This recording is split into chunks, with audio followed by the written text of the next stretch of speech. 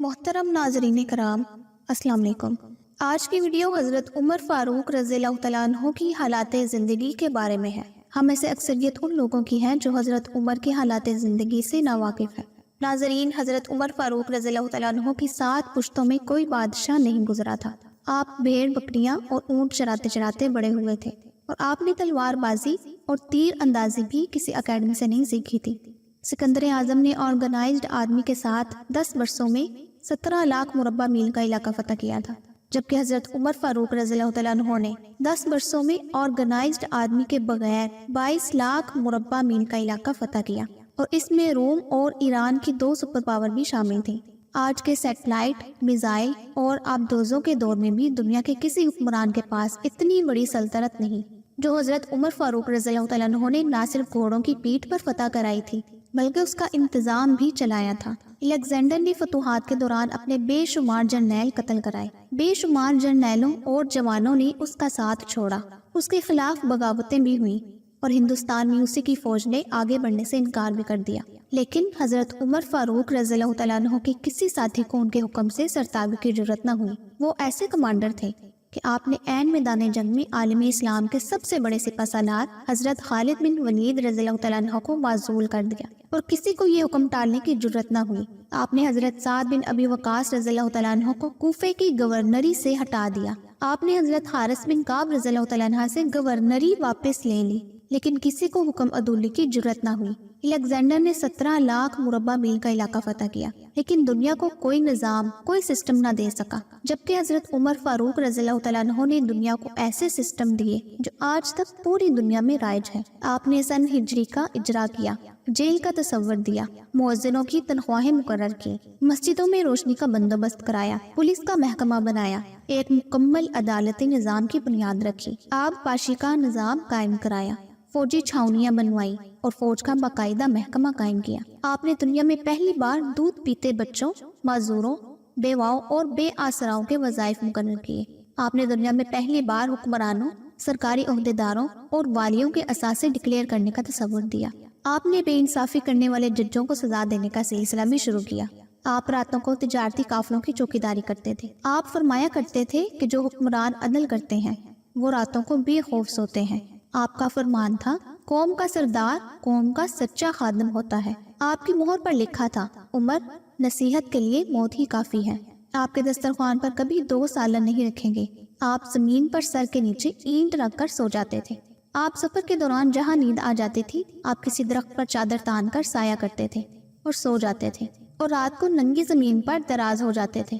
آپ کے کتے پر 14 پیوند تھے، اور ان پیوندوں میں ایک سرخ چمڑے کا پیوند بھی تھا۔ آپ موٹا کھردرا کپڑا پہنتے تھے۔ آپ کو نرم اور باریک کپڑے سے نفرت تھی۔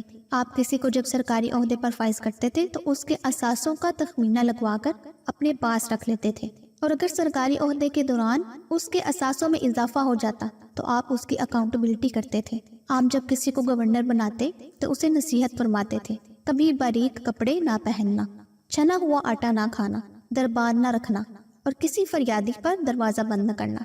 آپ فرماتے تھے، ظالم کو معاف کر دینا مظلوموں پر ظلم ہے۔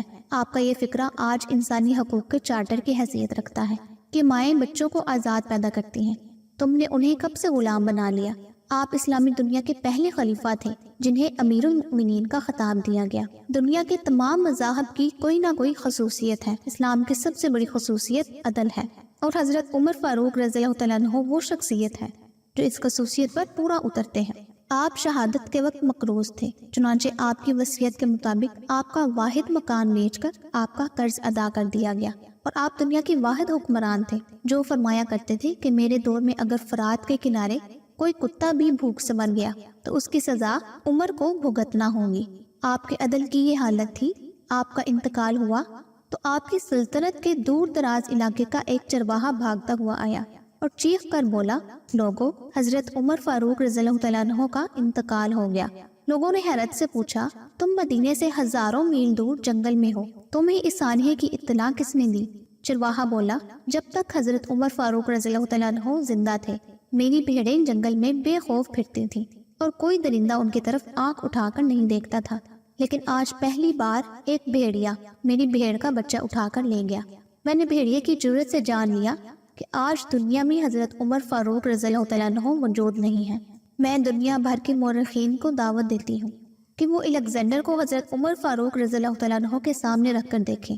انہیں الیگزینڈر حضرت عمر فاروق رضی اللہ تعالیٰ عنہ کے حضور پہاڑ کے سامنے کنکر دکھائی دے گا، کیونکہ الیگزینڈر کی بنائی سلطنت اس کی وفات کے 5 سال بعد ختم ہو گئی، جبکہ حضرت عمر فاروق رضی اللہ تعالیٰ عنہ نے اپنے دور میں جس خطے میں اسلام کا جھنڈا بھجوایا، وہاں سے آج بھی اللہ اکبر کی صدائیں آتی ہیں۔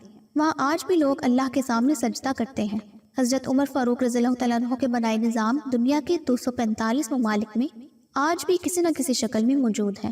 آج بھی جب کسی ڈاک خانے سے کوئی خط نکلتا ہے، پولیس کا کوئی سپاہی وردی پہنتا ہے، کوئی فوجی جوان 6 ماہ بعد چھٹی پر جاتا ہے، یا پھر حکومت کسی بچے، معذور، بیوہ یا بے آسرا شخص کو وظیفہ دیتی ہے، تو وہ معاشرہ، وہ سوسائٹی بے اختیار حضرت عمر فاروق رضی اللہ تعالیٰ عنہ کو عظیم تسلیم کرتی ہے۔ وہ انہیں تاریخ کا سب سے بڑا سکندر مان لیتی ہے، ماں سوائے ان مسلمانوں کے جو آج احساس کمتری کے شدید احساس میں کلمہ تک پڑھنے سے پہلے دائیں بائیں دیکھتے ہیں۔ لاہور کے مسلمانوں نے ایک بار انگریز سرکار کو دھمکی دی تھی، اگر ہم گھروں سے نکل پڑے تو تمہیں چنگیز خان یاد آ جائے گا۔ اس پر جواہر لال نہرو نے مسکرا کر کہا تھا، افسوس آج چنگیز خان کی دھمکی دینے والے مسلمان یہ بھول گئے۔ ان کی تاریخ میں ایک حضرت عمر فاروق بھی تھا، جن کے بارے میں یہ اعتراف کیا جاتا ہے کہ اسلام میں اگر ایک عمر اور ہوتا تو آج دنیا میں صرف اسلام ہی دین ہوتا۔ ہم آج بھی یہ بھولے ہوئے ہیں کہ ہم میں ایک حضرت عمر فاروق بھی تھے، جن کے بارے میں رسول اللہ صلی اللہ علیہ وآلہ وسلم نے فرمایا تھا، میرے بعد اگر کوئی نبی ہوتا تو وہ حضرت عمر بن خطاب ہوتے۔ ناظرین، اس امید کے ساتھ اپنی ویڈیو کا اختتام کرتی ہوں کہ میری یہ ویڈیو آپ کو بہت پسند آئی ہوگی۔ اگر آپ کو ویڈیو پسند آئی ہو تو اپنے دوستوں کو بھی شیئر کیجیے گا۔ اگلی ویڈیو تک کے لیے مجھے اجازت دیجیے۔ اللہ آپ سب کا حامی و ناصر ہو۔